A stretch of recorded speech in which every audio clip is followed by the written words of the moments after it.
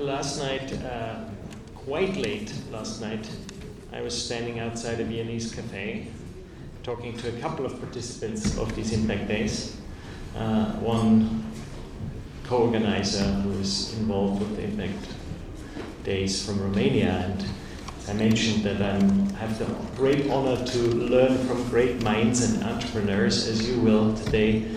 He was like, oh my God, yes, our whole country has just been flooded by TikTok, and our presidential election in Romania is literally just, flooded with fake news on social media, and nobody cares. I have no idea what to do. Perhaps we can explore some LA ways today. I'm very curious. But before we do so, rebuilding trust in a digital age also means doing that in a physical space. So before we start with the panel, I invite you to turn to the person next to you. If you don't have somebody next to you, you might find one, or otherwise just reflect on your own. And quickly exchange on the following question. Where have you personally in your life, and you guys can do that on YouTube, where have you been personally affected by fake news manipulation in the digital sphere? And what I mean is not that you've seen it online and you become angry, but what I'm talking about, friends, family dropping off into the rabbit hole, or other issues that have personally affected your life and how you dealt with it. So you've got 2 minutes to quickly exchange in pairs of twos to see how that's affecting you, as we're talking about misinformation. Generally, family members who get vaccinated and some not vaccinated. I've been affected. So there was during the COVID pandemic. During COVID, yeah, some older members died because the whole family, whole parts of families were not vaccinated. Yeah, I've seen also this. Like high-risk people. High-risk people were not vaccinated. And I also see more and more that you have specific people that you cannot talk about politics anymore because there's so much in the bubble. That was interesting because people said it was kind of you just have to evade the topic entirely. Yeah, I have a dad who's completely gone into Telegram and all that bullshit, and it's somehow. I mean, he was always open for that type of storytelling, but of course it's now again also COVID contributed. He's totally in it, and I don't think he's reached by anything out of sort of normal news. And I have 3 kids. I constantly probe my oldest middle-aged son is, sort of a young adult, young adolescent going to the gym. I'm always like, are you sure there's Andrew Tate, tell me when something of that sort is mentioned, So. What do they report? No, we have a good relationship in terms of they're very open. So I do get if there was something But it's worrying. I mean, we've been restricting access to certain social media. Couldn't totally do it. Snapchat is allowed, but no Instagram, no TikTok. So that's already a battle. Yeah. Well, so you can continue the conversation afterwards, and you can continue the conversation afterwards. And at least, even if, which I don't think, even if by chance you didn't get much out of the panel, which I'm sure you won't, but if you did, you at least met one person, which in days like this, where we spend most of our times in front of the phone, is quite a privilege already. Just from the 2 minutes we had, relatives in the rabbit hole of this misinformation, people dying, high-risk people dying during the pandemic in a close vicinity because they didn't get vaccinated. Friends you can't talk to politics about anymore because they have gone into conspiracy. Conversations with my children at the table to find out if Andrew Tate shows up in their friends group or their media feed to make sure that doesn't happen to a young boy, adolescent, age 16, who likes going to the gym. So there's an elephant, and it's not in the room, it's very big. Let's try to eat it piece by piece. Mirta, you are a researcher at the Complexity Science Hub. It recently arrived from the Santa Fe Institute. You're a psychologist and have been dealing with how groups interact online. And by the way, we'll be introducing all of you. I'm sure you read this online, so we won't do big biographical journeys to save the time for your questions later.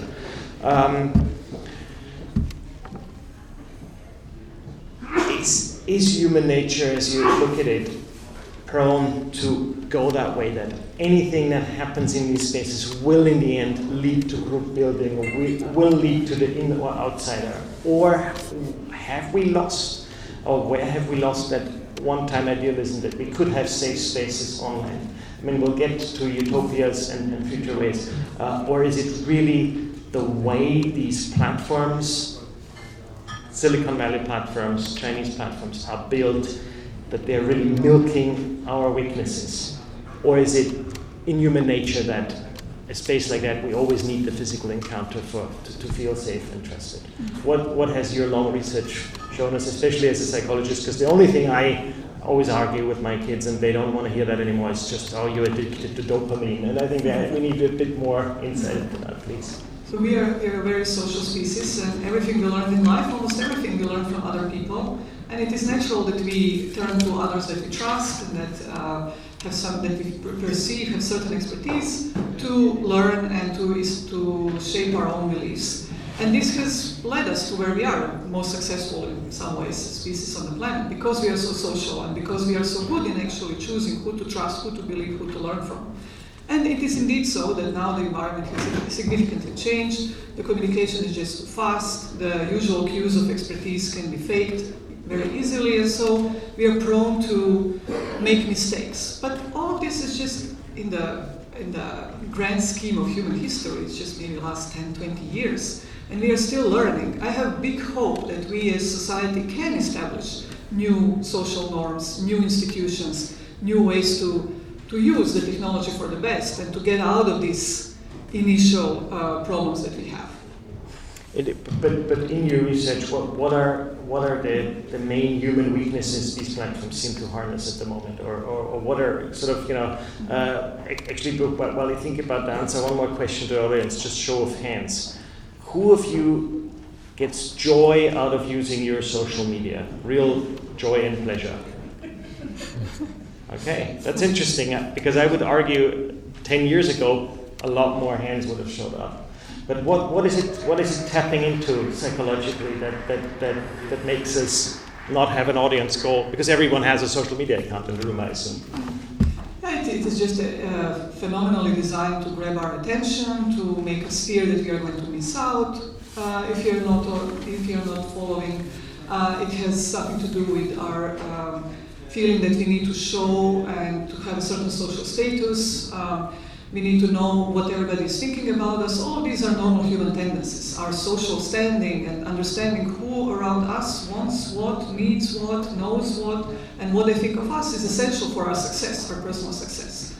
Our social circles, our friends are everything to us. And so platforms have been designed to give us immediate feedback of what others think about us and to give us also knowledge about what others think. So this is very, very addictive, and it's not even for fun. This is our job as humans, as social beings. This is what we do. This is why we have such big brains. The social cognition is one of our biggest achievement, and of course it exploits the desire, that need to know what is going on. Because that was part of our survival. This is how we function. Yeah. This is everything lose your friends, you lose your job, you lose your partner, you lose various opportunities in life. So it's extremely important to us.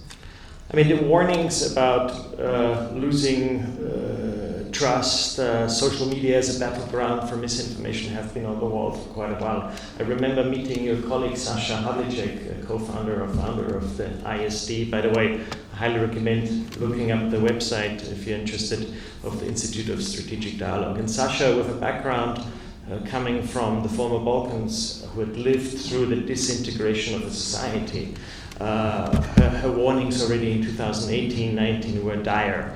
There is a huge iceberg we don't see of misinformation.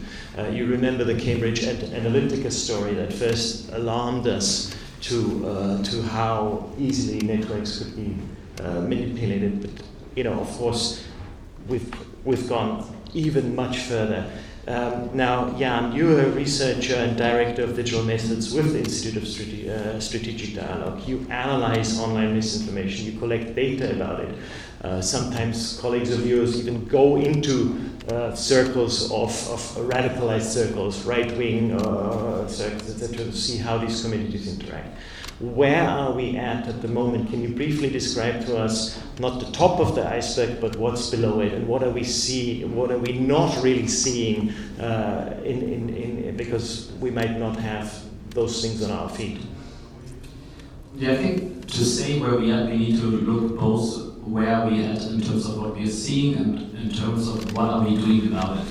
So what are we seeing? I think we see quite a lot. You mentioned Cambridge Analytica, but I think I could mention like various scandals that came out afterwards. So in 2023 there was a revelation about a group in Israel that kind of like basically you could buy election outcomes for hire. I mean, that was this Team George. That was a revelation that came through the Spiegel and other international news media, where they used similar tactics as with Cambridge Analytica to basically influence elections. We have seen now Romania. We are currently seeing a big campaign to influence our opinion around the war in Ukraine, where there is basically fake media or copied media, pretty much identical media actually. So you would see media posts from Deutsche Welle, you would see media posts from The Guardian, from other established newspaper, faked by groups probably connected to the Kremlin. That's not always possible to say, but at least in terms of the messaging that they're sending, very closely connected to the talking points that we hear from the Kremlin. And we see all these campaigns, so we are very much aware of what is going on. I think the playing field has changed since you talked to Sasha. I think we have quite a bit of legislation now in Europe where I think the playing field could potentially shift. We are early on, and I think we might talk about this later. But the situation is quite grave. I think Romania is the best case where we've seen an election annulled just because of the sheer breadth of disinformation. And it was mostly TikTok there, or was it also platforms like Facebook and WhatsApp in Romania? What were the main carriers of misinformation? For the specific case of Romania, it was predominantly TikTok, but the other campaigns that I've referenced, we see them across the board. So we see them on Facebook, we see them on X, and they're spreading also across platforms. So this is, I think, one of the main problems of studying these phenomena is that they are like spreading from one platform to another. And in the current environment where we have insufficient access to data, it's very hard to trace these campaigns and give sufficient evidence. Well, you mentioned one talking point we'll get back to in a moment, which is regulation, and is regulation the only way forward? Somebody who thought, no, we need to build things even though the situation is difficult, is Florian. You've been an entrepreneur for quite a long time. You started one of Austria's first private radios, and in a time when there's very little funding for media, where most newspapers are actually cutting staff sizes, losing advertising revenue to big platforms, you've decided to start a new online medium, which you're launching very shortly in Austria. Why is that? Or what was the motivation to try it out? And at the same time, are you not afraid to be, in the end, also for coverage and breadth of your platform, again, be at the mercy of big social media platforms to carry your message, or how you're going to reach your audience with JETZT, as it's called? I'm fed up with complaining, so I looked for opportunity to contribute to a solution. And the interesting thing is, I mean, we see the power of the algorithm. We see how social media gets our attention, and it's getting better and better. It's at such a high level. Our attention is the new scarcity, and the problem I see is that journalism is struggling to happen on the smartphone. and that's has a lot to do with convenience. And we looked into models and success stories outside of Europe. And the reason I decided to start something new, which is called JETZT, is that there are business models outside Austria that we consider to be very successful, and they have certain things in common. And who do I refer to? I mean, there is the Republic in Switzerland, there is the Correspondent in the Netherlands, there is Zetland in Denmark, there is now a new venture which is a subsidiary of Zetland in Finland. I also consider interesting a success story Denik N in Slovakia, which is subscription-based, but very successful under very difficult circumstances. And the secret sauce is really to find a model where people are eager to pay for it. So great content, not a lot of agency things you can find somewhere else. So it's in-depth journalism, it's long-form journalism, it comes in very handy, very convenient on the smartphone. So what we are going to launch, in case we found sufficient numbers of supporters, is actually journalism via an app. And believe it or not, you need 5,000 subscribers to get launched, about what you said, yeah. But and the Danish example had several 10,000s of subscribers. But again, it's for an, I guess, enlightened group of young people who say, I don't want to be, fall down the rabbit hole that I mentioned earlier of misinformation. But how do we reach a broader population that is increasingly not on any traditional media whatsoever? I mean, if you ask the room, is anyone still watching mainstream television here? Please put up your hand if you've consumed television in the last 3 weeks. See, I mean, and this is not under 30s here or under 20s, which don't even know what TV is. So how do we reach a broader population? At the first glance, it's like a dilemma, and you're right. I mean, we don't need to preach to the converted, as we would call it, but we need to find a model to create real independency. So we don't want to have a model that depends on clickbaiting and advertising.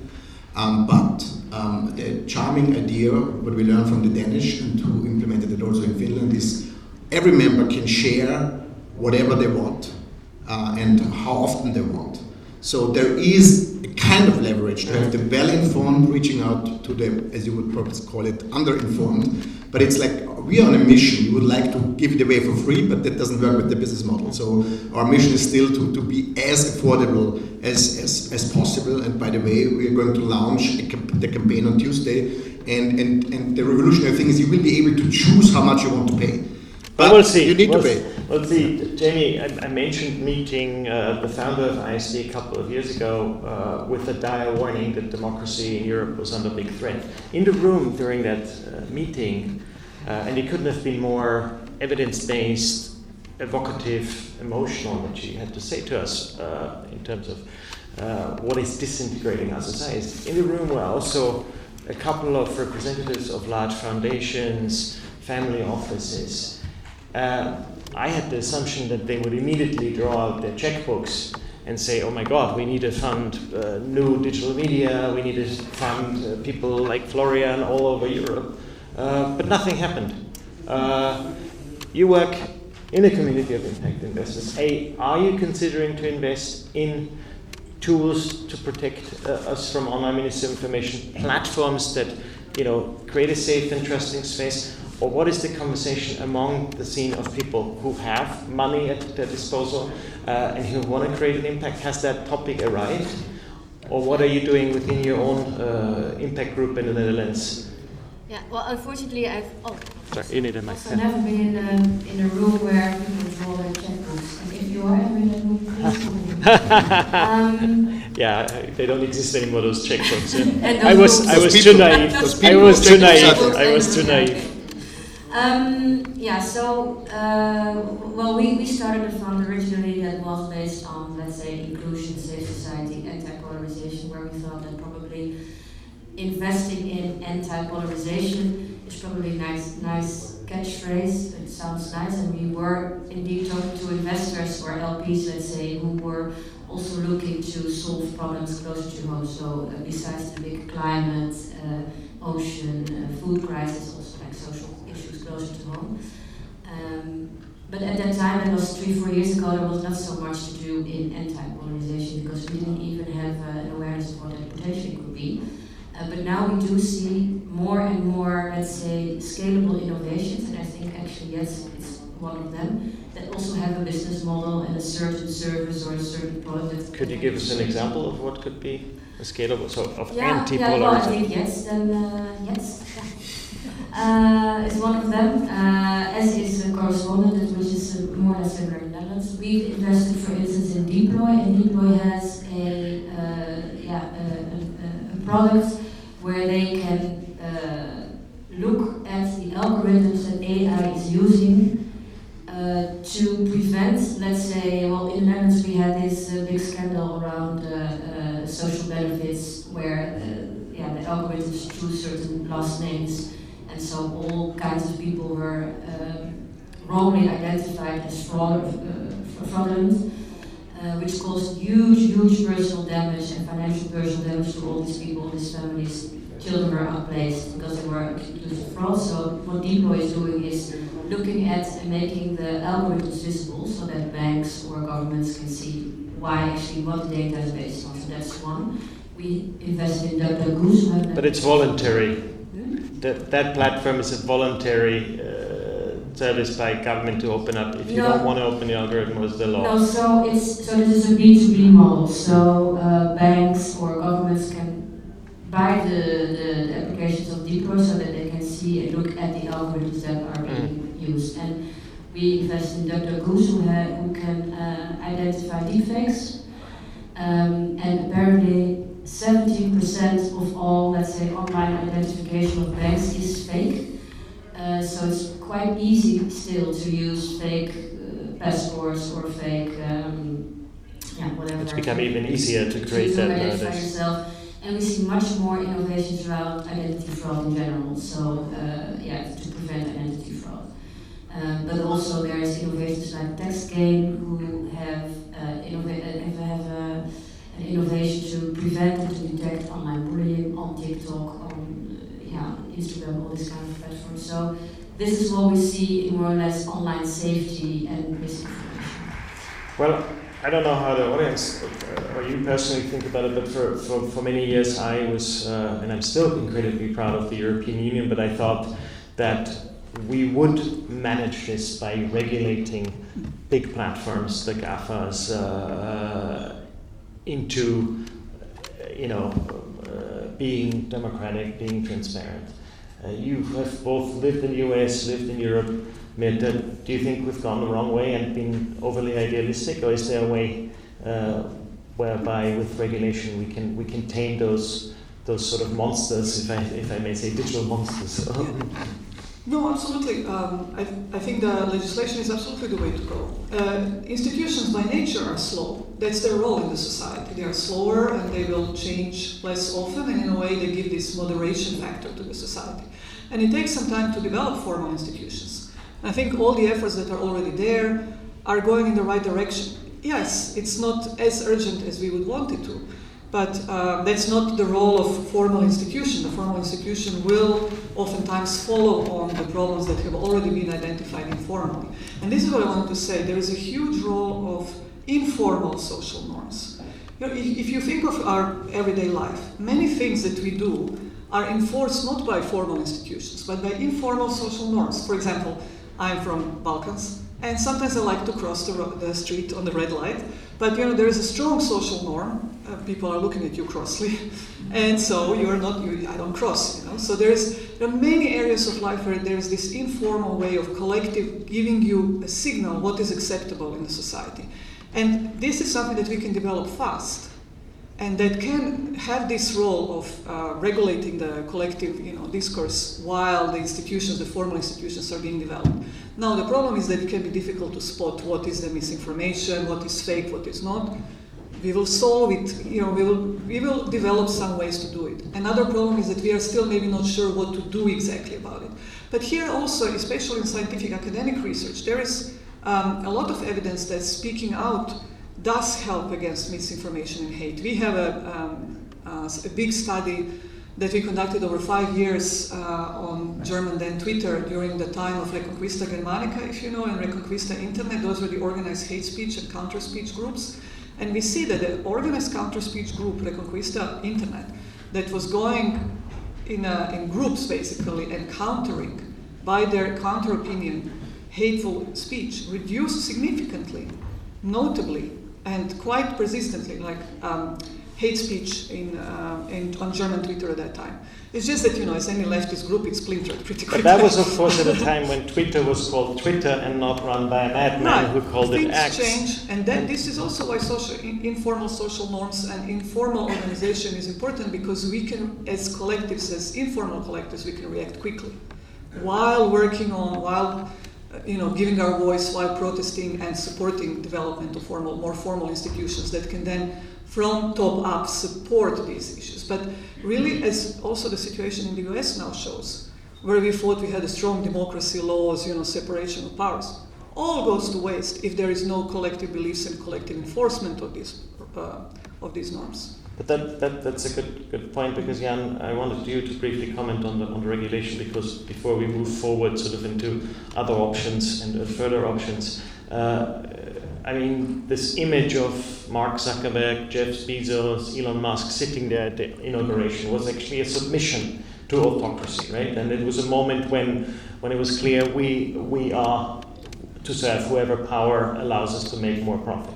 Do you think regulation alone will protect Europe from these giants, or have we been misled by thinking that the big regulatory behemoth EU could tame those guys? I have the opinion that regulation could save us, but I'm specifically saying could because there are a couple of problems. The first problem is most people won't know about legislation. I mean, we've done all these hemp polls here and they seem to be quite popular, so I could also do one.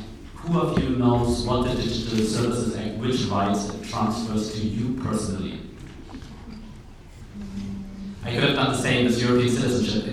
It's no shame in this, because that's one of the problems of Brussels is they're passing good laws, but usually people don't know what they actually entail. So, for example, the Digital Services Act allows you to gain information if your post has been removed, and it allows you to complain about removal of your post. You can have different kind of algorithms. You can, for example, these engagement-based algorithms that we have been talking about, the platforms need to give you now an alternative. So on and on and on, I could reference specific provisions of the DSA that actually already give you rights, but nobody's aware of them. So one point forward within the regulation could also be informing the citizens of your rights and making it easier to claim those rights, in a sense of not having to contract out lawyers who then again wade through the complexity of lawmaking. Okay. Well, one of the reasons why probably I was invited to chair this panel is because a couple of years ago I wrote a book about how we could innovate in democracy. And the book is 200 pages, and out of these 200 pages, I think 80 are about regenerating democracy on participatory formats like citizen council, citizen assemblies, participatory sort of engagement. I had this great belief in we just need to go more analog, and I had a few chapters on digital participation. I think I was wrong. I think the book, if I would rewrite it, would have to have at least half of the chapters on digital platforms, in the sense that it's here to stay. There's a whole generation of my kids who have learned that's the way to sort of be in a community. Now my question is, if it's not just regulation, at least that's my assumption or my claim, do we have a chance at all to build platforms of our own? I know you are very optimistic with your sort of one media startup, but what I mean is really, can we create something like social media communities? Can we create local news that's scalable? Can we create trustworthy messenger apps that are not hosted in the US? I mean, Signal being at least a positive example, and linking on to that great enthusiasm you started out in the internet. Wikipedia being an online collaborative platform. Florian, you took the mic. What do you think? Or are we just so way behind China and the US that there's no way of catching up, and there's no money anyway, no engineering talent. And what I'm really talking about is could we tackle those big platforms, or will it then end up like StudiVZ or Xing, where people are like, oh my god, this is boring, I'll never use it, and my parents want me to, even if my parents want me to. I mean, I think it's not a question between tackling them and either them or us. And the big question is who's we? Is it a publisher? But there is an interesting opportunity in the European media landscape we should not underestimate. And now I'm really arguing pro a competitor for us, but it's public value broadcasting. And I believe public value broadcasting infrastructure could evolve into facilitating debates and having a room, creating space where people discuss with clear names. Interestingly, the way I perceive it in Austria, the politicians felt very threatened that there will be a debate on ORF website. But I think this BBC-inspired model to have a publicly financed media needs to understand themselves more and more to become a platform and to facilitate conversations. I don't think that's a solution for everything, and I'm not only arguing for JETZT because we try to show that this is needed, but it's of course, we need to do it on a bigger scale, and public broadcasting would be in a position to do more than still sticking to the old model. That's where we are. Turn on your TV, turn on your radio, turn on your smartphone, and then you consume it. But having people listening and having discussions among each other, and not only on Sunday evening in front of television. So one claim or one call for public broadcasters to really collaborate and become spheres of dialogue again. Has anyone in on the panel, before we move into audience question, got examples of where they see a new media and digital media infrastructure that is not only fighting misinformation in the sense of what you're doing with your research, but really providing alternatives to share with the audience? It's always a nice takeaway that you can say, oh, I looked that up, it might be inspiring. You looked into Denmark as an inspiration for JETZT. Is there anything else out there we should be aware of that where people are trying to create alternative platforms? Yeah, I think that not in terms of an alternative platform, but in terms of initiatives. I mean, there are initiatives like the C2PA, which is like dealing with content authenticity, and which actually has this idea in mind that we say like we can't fight the whole swath of disinformation that's going out there, but we can make sure that at least specific pieces of information can be traceable and thereby also becoming more reliable. So they're trying to build standards, for example, for images that you can be sure that this specific image that is issued on the BBC is actually done by the BBC and is not GenAI generated. So like a watermark kind of. Watermarking, like there are other techniques behind it. And I think this is a bit what we need to think about, that we won't be kind of like getting the cat back into the bag, but we need to make sure that people can identify reliable information and find avenues to trace them. From your side, do you see anything in the landscape that's inspiring? Yeah, well, one of the, it's more or less a platform, but the one I like is Waterbeer, who I don't know if anyone knows it, but Waterbeer makes documentaries on topics that matter only made by local documentary makers. So it's sort of small scales, local stories popping up, but it's an international network. Probably will be bought by Netflix. So yeah, that is always the thing. So if you want to scale, so who's going to pay for that scaling phase? Where's that money coming from? And the question is also ownership, who owns you in the end, right? Yeah, so they maintain to stay independent, but yeah, in order to scale, yeah, there needs to they need money. So, but I like that platform where you have the local stories on topics that matter, on climate, on polarization, migration, safety, etc. So that is one of the things I like to follow. Yeah. So I would also like to highlight there. I mentioned counter speech and collective moderation, and there are really still functioning examples. Like there is this group Indivisible in the US, and they have a Truth Brigade. This is their online counterpart. And so what they do is they have a Slack channel. They identify misinformation online, and then they develop messages together, and then they go in groups and counter these like messages. online warriors, yeah. Right. And I think this really works. Reconquista Internet was Ich bin hier.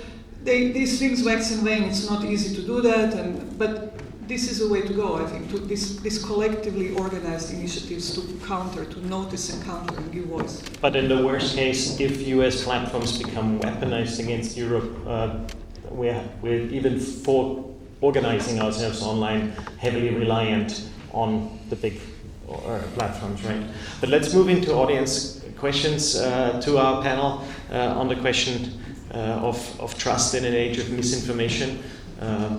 Walter Benjamin, the great philosopher, once said, if a medium changes, society changes. That sounds very boring, but I think we see how radical that is in the shift in our society, and I think it's comparable possibly to the revolution we had 500 years ago with the invention of the printing press. But yeah, please hands up. We have a mic roving.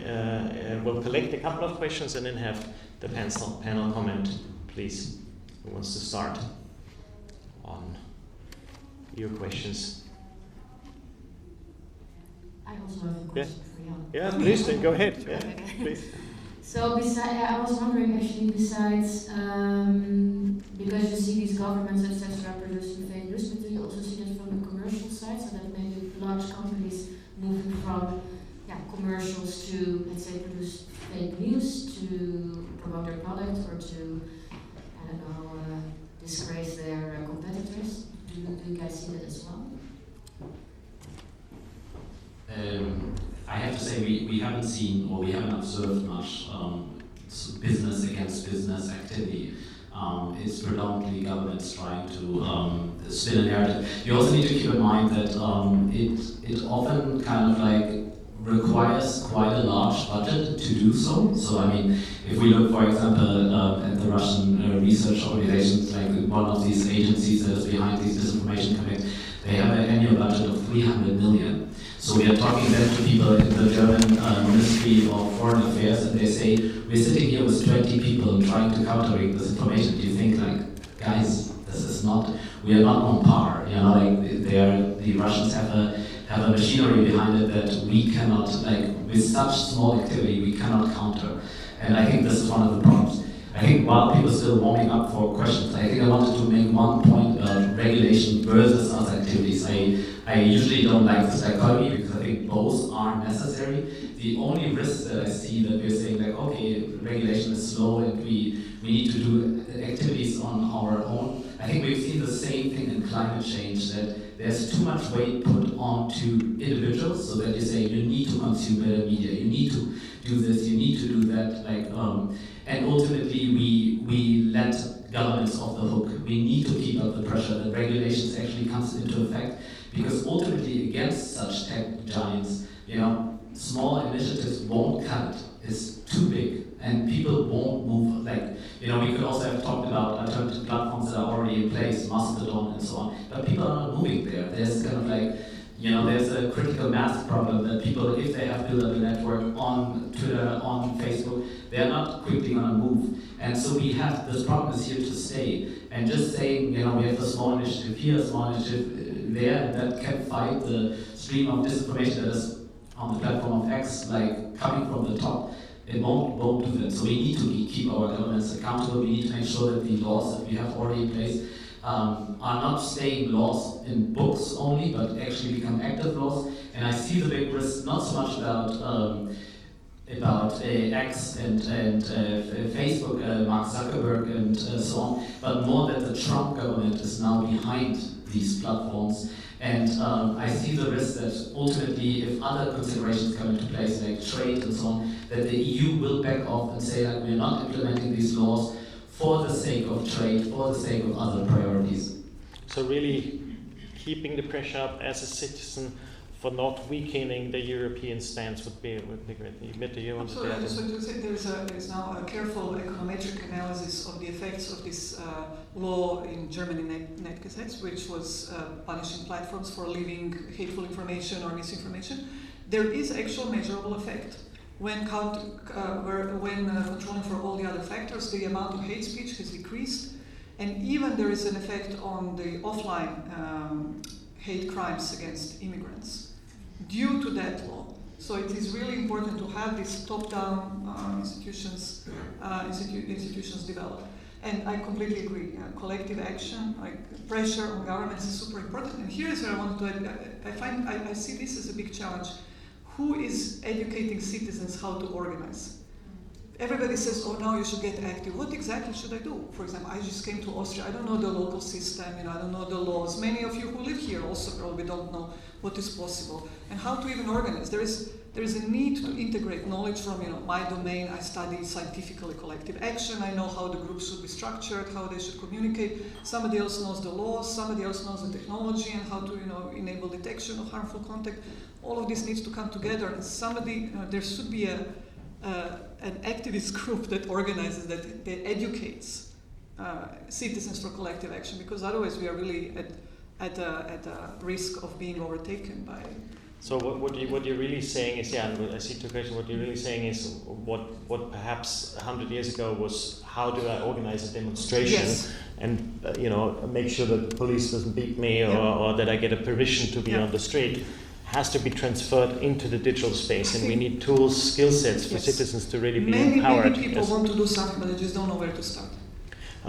Two questions, and then we'll have the audience. First, the lady in the front, Marie. Thank you, Marie Ringler from Ashoka. In our community, there's a number of Ashoka fellows who've been working on this question of polarization and have come up with something that I find very enticing, and I'd love to hear your thoughts, which is called the polarization footprint. And the idea is to say, if you have big tech giants, making big profits out of the polarization that they're spreading across the world, can we measure that? Can we give it a price? And can we tax it in the same way we do with CO2? So I'd love to hear your thoughts. Do you think this could fly? Is this something that would be useful to pursue? Before you answer, we'll do a final round with everybody. There was a question in the back, or two. Let's take 3 more questions. The gentleman and the lady. Thank you. Hello, my name is Novak. I co-lead a media corporation based in Vienna called Discover Europe that actually tries to build a pan-European media, multilingual newsreader and discovery platform to kind of try to challenge the dictator. I'm happy to tell you more about that. But one of the challenges and problems we were also facing, and we were discussing a lot, was exactly that. How do you make people move from the legacy platforms towards a European alternative? And we've been talking a lot about regulation as well. And my question to you basically is, or has a political context to it. I live in Prague in the Czech Republic. I was just following a conference a few days ago run by a far-right alliance in there, and it went by the slogan of defending freedom of speech, saving freedom of speech for you. And we've seen that it taps into the idea of kind of reversing the traditional alliances, in which you see that many people will now be drawn into, kind of lured into the far-right narrative that we are actually defending your freedoms to say whatever you want online. And whenever we talk now about regulation, we also fall into a trap of becoming the ones who will be the opposite of the people and try to take the freedom away and say, no, you're not allowed to do that. I'll interrupt you there, because I think that very important question. How to regulate, and on the other hand, and not fall into that discursive trap that the right wing is setting. One last question from you in front.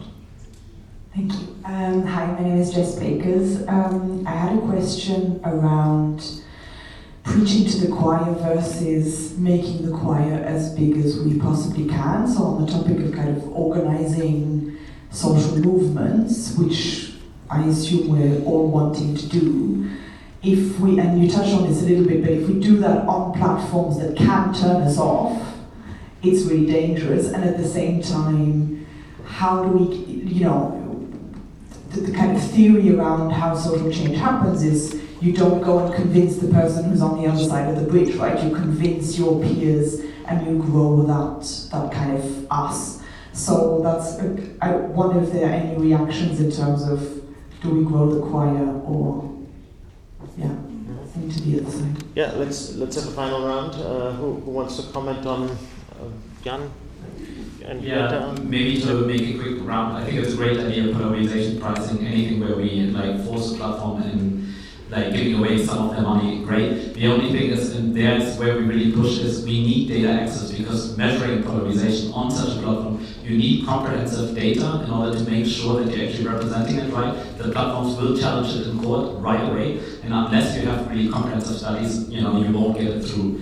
On the like freedom of speech argument, I think the best thing in order to not fall into the trap is challenging them on their word and say like, okay, great, so you are for freedom of speech. The Digital Services Act, as I said before, protects you against, for example, unlawful takedown of your messages. Then let's defend these laws together and kind of like try to push them for, say, we need these laws because these actors, these right-wing actors, will be the first one who scream censorship as soon as we are passing a new piece of regulation, even though there is no regulation on content or close to no regulation of content outside of illegal content that is already illegal in these new pieces of legislation that the EU has just passed. But still from the right wing you will hear censorship, censorship, censorship. So challenge them on that and be like, okay, if you're all for free speech, then let's defend these laws together.